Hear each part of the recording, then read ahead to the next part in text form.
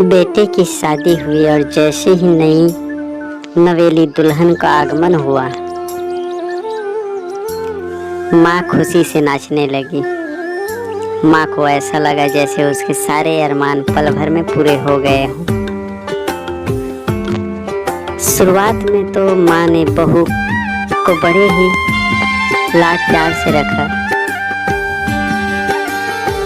लेकिन जैसे जैसे दिन बीतते गए सास का स्वभाव चिड़चिड़ा होता गया। वह बात बात में बहू को टोकने लगी। बहू भी स्वाभिमानी बाप की बेटी थी, वह भी कहाँ तक सुनने वाली थी। वह भी सास को मन ही मन गालियाँ देने लगी, कभी खाने को लेकर तो कभी नहाने को लेकर, कभी बर्तन और झाड़ू लगाने को लेकर। सास बहू में रोज तू मैं होने लगी।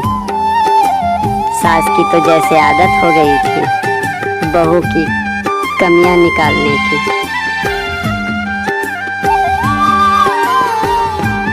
रोज बहू के किस्से चिल्ला चिल्ला कर पड़ोसियों के सामने सुनाती थी। बहू भी आखिर कब तक सुनती। वह भी पानी सिर से ऊपर निकलने पर सासू माँ को जली कटी सुना देती थी।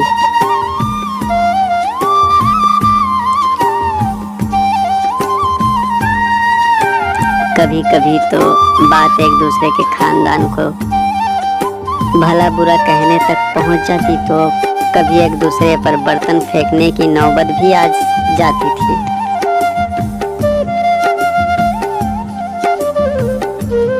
बात यहाँ तक आ पहुंची कि बहू सास की एक नहीं सुनने लगी। आखिर एक दिन सासू माँ ने अपने बेटे से कहकर बहू की पिटाई करवा दी।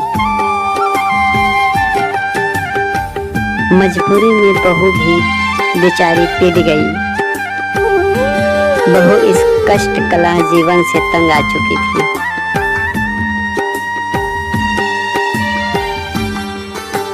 कलेश कलह का द्वेष लेकर वह पिता के घर भी नहीं जाना चाहती थी। आखिरकार एक दिन वह आत्महत्या करने के लिए चल पड़ी।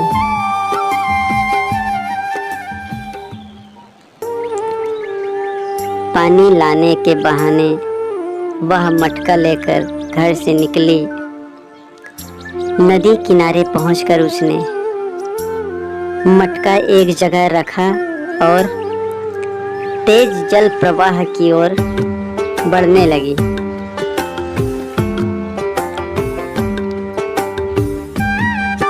वह जल की ओर तेज धारा में गिरकर अपना जीवन नष्ट करने वाली ही थी कि पीछे से किसी ने पकड़ लिया।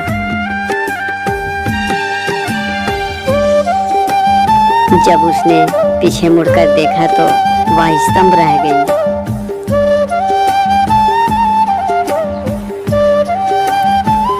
वह रक्षक एक बूढ़ा साधु था। साधु कुछ पूछता उससे पहले ही वह फूट फूट कर रोने लगी।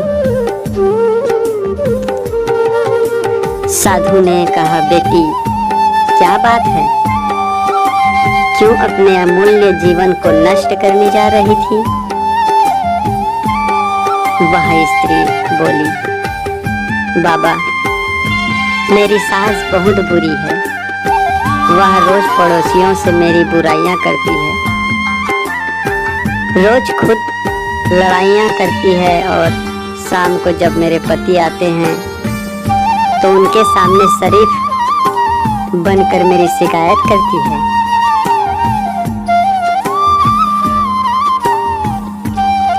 फिर मेरे पति अपनी माँ का पक्ष लेकर मुझे मारते पीटते हैं। मैं तंग आ गई हूँ इस जीवन से, इसलिए मैं अब और अधिक नहीं जीना चाहती। बाबा मुझे मर जाने दीजिए। साधु ने अपनी झोली में से एक कपड़ा निकाला, कुछ मंत्र पढ़े और फूंक मारकर उसे दे दिया और कहा, बेटी, यह अभिमंत्रित धागा है। जब भी सास बोले यह धागा अपने दांतों से दबा कर रखना और सास जो आदेश दे बनते कोशिश उनकी बात मान लेना। कुछ ही दिनों में तुम्हारी सास पड़ोसियों से तुम्हारी प्रशंसा करेगी।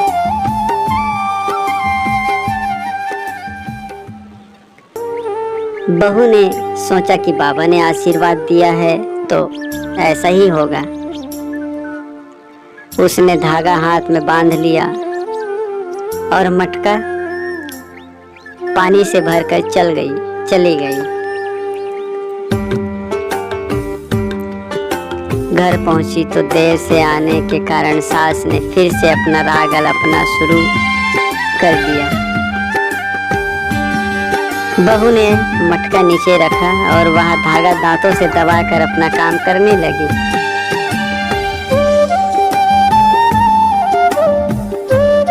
जब बहू की ओर से कोई प्रतिकार नहीं आया तो सास भी चुप हो गई। अब केवल सास चिल्लाती थी। बहू तो साधु कहे अनुसार वह धागा दांतों में दबाकर अपना काम करती रहती थी। अब सास ज्यादा बोल नहीं पाती थी क्योंकि साधु का दिया धागा आग में पानी का काम कर रहा था।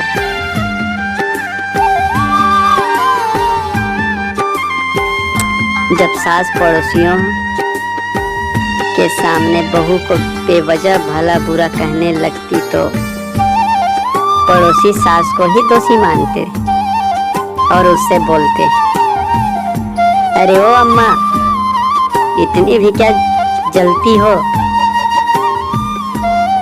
अपनी भोली भाली बहू से।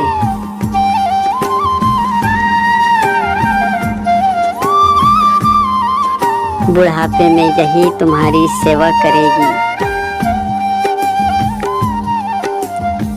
लोगों की बातों का बुढ़िया पर असर हुआ।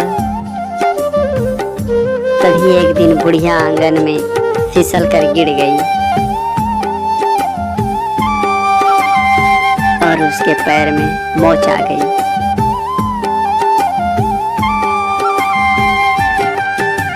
बेचारी बहू ने जब तक वह ठीक नहीं हुई उसकी सेवा की। अब बुढ़िया को अपनी गलती का एहसास हो गया।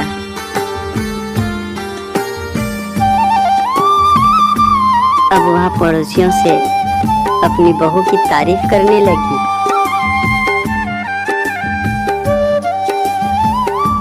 एक दिन वह साधु गांव में आया। भिक्षा के लिए वह साधु बाबा उस स्त्री के द्वार पर भी आए जिसको उन्होंने धागा दिया था।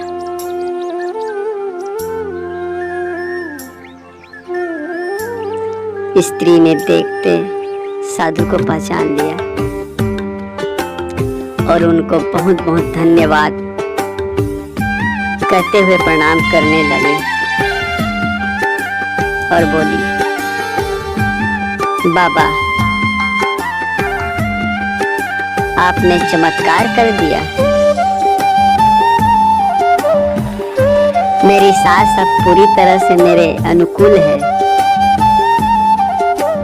साधु ने हंसते हुए कहा, बेटी, इसमें मेरा कोई चमत्कार नहीं। सब तेरी सहनशीलता का परिणाम है।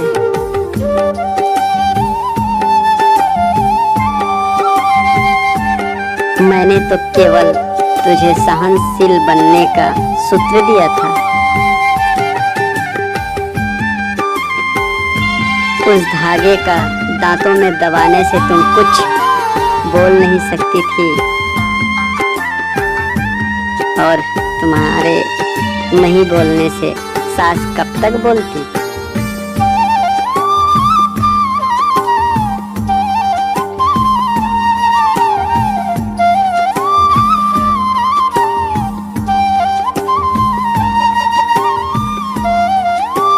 इसी तरह की स्टोरी सुनने के लिए चैनल को सब्सक्राइब करें, लाइक करें, शेयर करें और बेल आइकन प्रेस करें नोटिफिकेशन के लिए, ताकि जब भी वीडियो अपलोड करूं सबसे पहले आपके पास पहुंचे।